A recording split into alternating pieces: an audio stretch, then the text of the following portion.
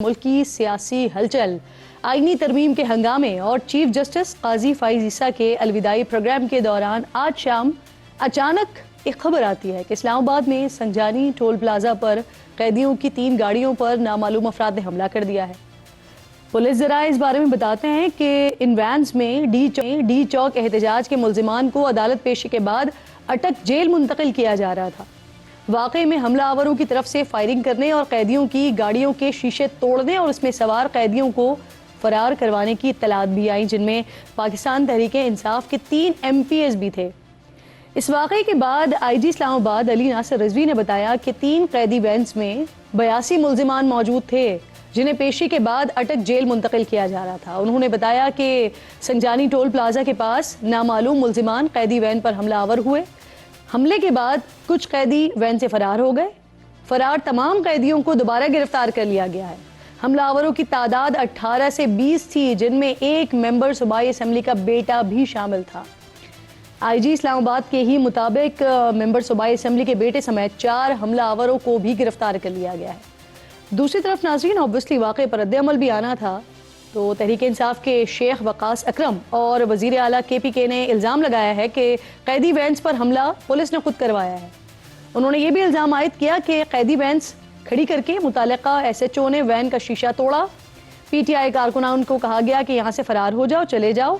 इस तमाम मामले और दीगर इशूज़ पर बात करने के लिए प्रोग्राम में मेरे इंतहाई मोअज़्ज़ज़ मेहमान मिस्टर दानियाल चौधरी साहब, पार्लिमानी सेक्रेटरी इत्तलात हैं, मुस्लिम लीग नून के रहनुमा हैं, ज्वाइन कर रहे हैं। आपकी शुक्रगुजार हूँ। इसके साथ साथ पाकिस्तान तहरीक इंसाफ के रहनुमा हैं नईम हैदर पंजोता साहब, मुझे ज्वाइन कर रहे हैं। आप दोनों मेहमानों की शुक्रगुजार हूँ। दानियाल साहब, ज़रा आपसे सर बात का आगाज़ करती हूँ। ये जो वाक़या पेश आया है, हुकूमत ये दावा कर रही है कि तकरीबन 18 से 20 नामालूम मुल्जिमान थे जो आए, उन्होंने धावा बोला, गाड़ियों के शीशे तोड़े, जो मुल्जिमान हैं उनको वैन से उतार कर भगाया गया, लेकिन वो लोग भागे नहीं, वहीं खड़े रहे। ये सब लोग वो थे जिन्हें आज अदालत ने डिस्चार्ज किया था, लेकिन दूसरे केस में फिर उनकी गिरफ्तारी डाल दी गई।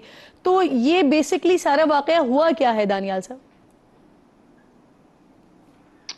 थैंक यू जी for having me on the show. देखें, ये इनका पुराना वतीरा है कि आप जलाओ, घिराओ, आप हमला करो। This is nothing new to anybody.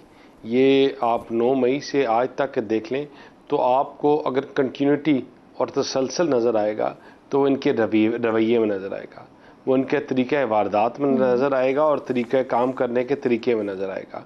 ये बड़ा अनफॉर्चुनेट है जो इंसिडेंट आज हुआ, जिस तरह इनके लोगों ने गाड़ियों के ऊपर हमला किया, क्योंकि उनको उम्मीद थी कि आज वो छुट के घर आ जाएंगे। तो उन बंदों ने गाड़ियों के ऊपर हमला किया, उन्होंने पुलिस वालों के ऊपर हमला किया। वहाँ जो आपने बातें की, ये तमाम चीज़ें हुई और इसके बावजूद दे वांटेड, आपने कहा कि उन लोगों को छोड़ दिया, उन लोगों को छोड़ा नहीं, वो उनको छुड़वाने की पूरी कोशिश करते रहे और उनका पूरा वो था कि उनको छुड़ा के लेके KP में चले जाएं, जिस तरह ये पहले करते रहे। लेकिन लॉ इन्फोर्सिंग एजेंसीज ने, जिन्होंने अपना बैकअप मंगवा कर शेख वकास अकरम कह रहे हैं सर कि वहाँ पर जो लोग मौजूद थे वो कह रहे थे यहाँ से भाग जाओ, लेकिन जो PTI के लोग थे वो वहीं खड़े रहे, वो गए नहीं वहाँ से।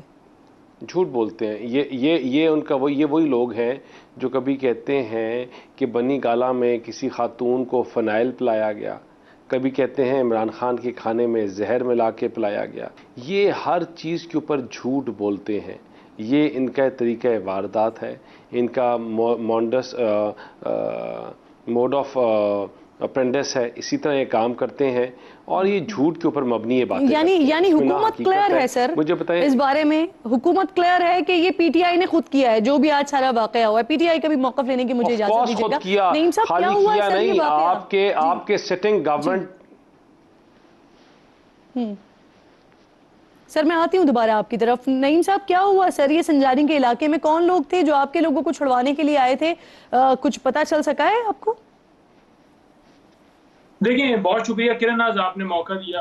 पहली बात यह है कि जितने भी हमारे कारकुनान या उसमें कोई MPA या वजीर, वहाँ पर तमाम लोग जो हैं वो कैद थे, वो सारे के सारे इस वजह से कैद हुए कि आपने पुरअमन एहतजाज क्यों किया है, आपने इन अमेंडमेंट्स के खिलाफ क्यों आप निकले हैं, आप क्यों चाहते हैं कि अदलियत जो है वो आज़ाद रहनी चाहिए, आप क्यों चाहते हैं कि मुल्क के अंदर कानून और आइन की बालादस्ती होनी चाहिए, आप क्यों चाहते हैं कोई हुकूमत कैसे हो सकती है कि वो जजेस का इंतखाब कर सके, चाहे वो सुप्रीम कोर्ट का चीफ जस्टिस हो या कॉन्स्टिट्यूशनल बेंच सुप्रीम कोर्ट में हो या बाकी हाई कोर्ट के अंदर हो।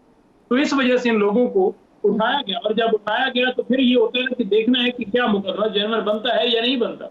आपने दहशतगर्दी के मुकदमात इस तरह से बना दिए कि ना आपने एमपी को छोड़ा, ना आपने मिनिस्टर को छोड़ा, ना आपने वर्कर को छोड़ा, ना अली अमीन के जो वहां पर पुलिस के एहलकार साथ थे या रेस्क्यू वाले लोग थे उनको छोड़ा। 32 लोग तो थे। अच्छा, मुझे ये बताइए, आप लोग इल्जाम लगा रहे हैं सर कि ये जो भी कुछ वाकया हुआ है ये हुकूमत ने करवाया है, तो सर बेसिक क्वेश्चन ये है कि हुकूमत क्यों अपनी वैन्स पर हमला करवाएगी? सर मैं बताता हूँ जी, जब इनके ऊपर मुकदमात दर्ज किए गए, इनकी तमाम मुकदमात में बेल हो गई, फिर उसके बाद क्या किया गया कि एक नया मुकदमा बनाकर उन्हें पेश किया गया अदालत में। जब अदालत ने देखा कि पहले इनकी बेल हो चुकी है, इसी नौयत के मुकदमात है, तो ये कितनी एक मुज़क्क़फ़ेज़ बात है। इस बुनियाद पर अदालत ने तमाम लोगों को डिस्चार्ज कर दिया।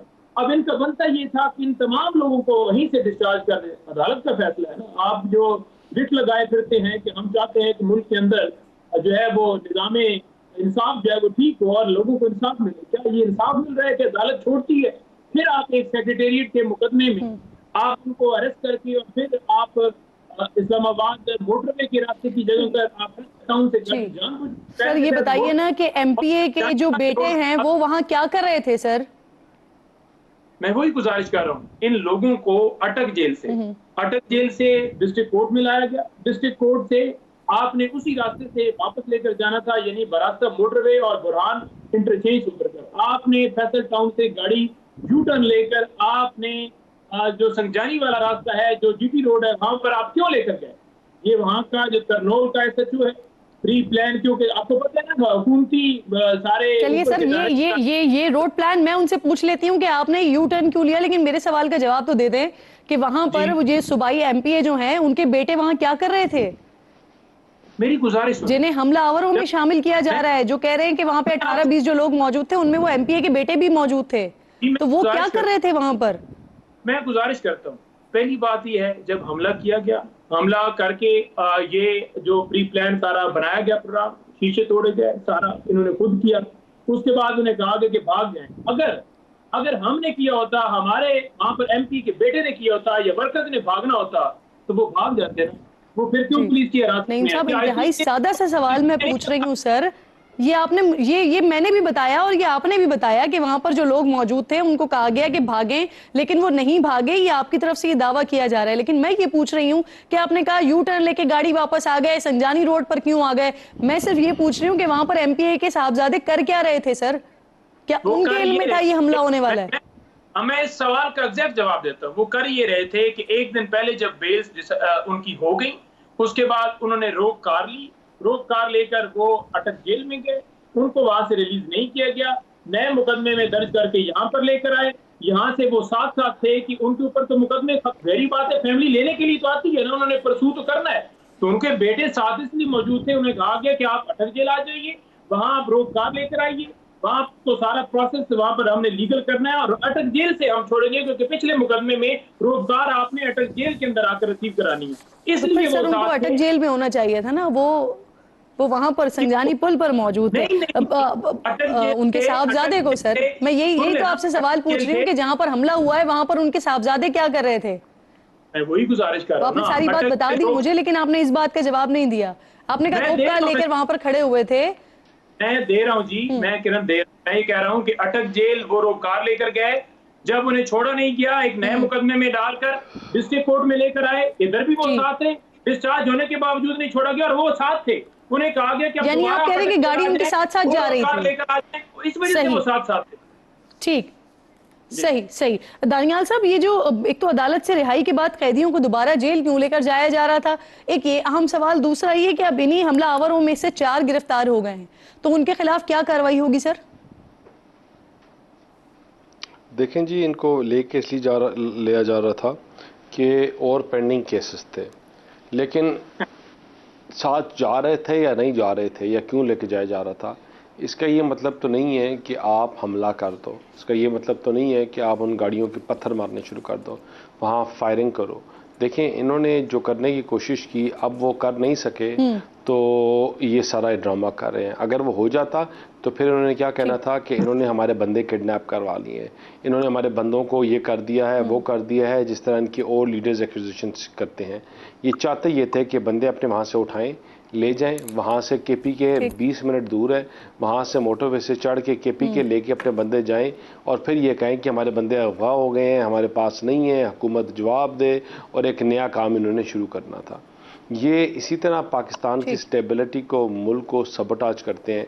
मैं बार बार एक बात करता हूँ कि ये जो है तो आपके पास पहले से प्लान था क्या? ये आपके इल्म में था क्या? सन इन लॉ, पीटीआई क्या करने जा रही है? इनके पास जो हरबे हैं, जो तरीके हैं, वो दुनिया में किसी के पास नहीं है।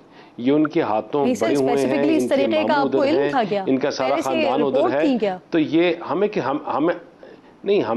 तो किसी, देखें, एक आप प्रिकॉशनरी मेजर लेते हैं, वो प्रिकॉशनरी मेजर लेके साथ आपकी इन्फोर्समेंट चलती हैं, उसके अलावा तो ना कुछ था ना है। लेकिन ये करना ये चाहते थे कि उनको लेके पूरा ड्रामा बनाने के लिए, और वो अल्लाह का शुक्र नाकाम हुए हैं और फिर ये दोबारा एक्सपोज हुए हैं। और इंशाल्लाह जब ये इस तरह की हरकतें करेंगे, एक्सपोज होंगे बैडली।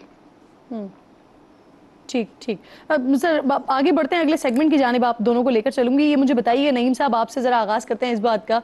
कल आया Afridi chief justice of Pakistan के ओहदे का हलफ उठाने जा रहे हैं, तो बतौर जमात सर मुबारकबाद देंगे उनको, क्योंकि तरमीम की मुखालिफत आप लोगों की तरफ से ही मुसलसल आ रही है, वोटिंग का हिस्सा भी आप लोग नहीं बने, तो क्या करेंगे अब? देखिए, हमारा मौक़िफ़ तहरीक इंसाफ का बड़ा क्लियर है। हम किसी शख्स के ऊपर कभी भी एतराज़ नहीं रखते, मुनीब हों या याहिया हों, बल्कि हमारा एतराज़ इस बात के ऊपर है कि जो अमल सारा किया गया ये गलत है। ये गैर आईनी तरमीम की गई हैं सिर्फ अदलिया को कंप्रोमाइज़ करने के लिए। यहाँ पर जस्टिस जो सीनियर तरीन थे वो मंसूर साहब थे, उनको चीफ जस्टिस होना चाहिए था, और उनका जो लेटर है मंसूर साहब की तरफ से लिखा गया, खुद एक चार्जशीट है काजी फाइज़ साहब के ऊपर कि उन्होंने ही इस सारे अमल को सपोर्ट किया। अगर वो फैसले के ऊपर इंप्लीमेंट करवा देते सुप्रीम कोर्ट वाले, या जो ये अगवाकारियां, छापे, गिरफ्तारियां, सारा लोगों को उठाया जा रहा था, इसके ऊपर एक्शन ले लेते, या 8 फरवरी जो मैंडेट टूटा गया उसके ऊपर कोई कर लेते, तो कभी भी ये ना होता। उन्होंने खुद कहा है कि बाहर से हमला होता रहा, आप शुक्र मुर्ग की तरह जो है देश के अंदर को सर छुपा के बैठा होता है, आप इसी तरीके से देखते रहे। और उन्होंने कहा कि जब इस तरह की सूरत हाल हुई तो मैं मुनासिब ही नहीं समझा कि इस फुल कोर्ट के अंदर सही। तो मैं समझता हूं नईम साहब आप मुझे बताइए, कल खान साहब से मुलाकात के बाद शुएब शाहीन साहब ने कहा कि बानी पीटीआई ने 26वीं आईनी तरमीम पर वोट देने के मामले पर जेयूआई से तहफ्फुजात का इजहार किया है। क्या तहफ्फुजात हैं खान साहब को जेयूआईएफ से? देखिए, जहां तक मैंने सुना है, क्योंकि मैं तो मुलाकात के अंदर मौजूद नहीं था, जो आप बात कर रही हैं, मैं उसके ऊपर बड़ा वाज़ेह रखना चाहूंगा कि खान साहब तो बिल्कुल उनका मौक़िफ़ क्लियर था कि किसी सूरत जो है हमें सपोर्ट नहीं करना चाहिए। और मौलाना साहब के साथ एंगेजमेंट की भी बात जो स्टार्ट से यही थी कि हम बिल्कुल, आप कानून और आइन की बालादस्ती की बात करते हैं तो हम भी वही करते हैं। जहाँ तक बात थी एंगेजमेंट जाकर मजबूरन हुई, जब मौलाना साहब ने भी बताया किस तरह से अगवा और सारा किया जा रहा है और इन्होंने हर सूरत करना है, तो जितनी बड़ी तबाही से हो सकता है बच सकें, हम कोई आप अपना इनपुट दें, अदरवाइज हम इनपुट भी ना देते। और इसी वजह से हमने शुरू से लेकर आज तक इस चीज को बिल्कुल सपोर्ट किया, क्योंकि अदलिया को कंप्रोमाइज किया गया है। और वो आपके सामने आ गए, जो प्लान आज से पहले हम कि मंसूर साहब का रास्ता रोकना है, वो इन्होंने रोक के दिखाया। इनका प्लान था कि ये नईम साहब, मुझे सिर्फ ये कंफर्म कर दीजिए सर, क्या आपने डे फर्स्ट से जेयूआईएफ को बता दिया था कि आप इस सारे प्रोसेस का हिस्सा तो हैं, लेकिन आप वोटिंग का हिस्सा नहीं होंगे? देखिए, जेयूआई को हमने पहले दिन से कहा था कि हमें सपोर्ट नहीं करना चाहिए, लेकिन जो हालात आते गए, बीएनपी के लोग उठाए गए, उनके लोग उठाए जाते। वोटिंग का बताएं सर, स्पेसिफिकली वोटिंग का बताएं। तो मौलाना साहब वोटिंग का बताएं सर, क्या आपने उनको डे फर्स्ट से बता दिया था कि हम वोटिंग के अमल का हिस्सा नहीं बनेंगे?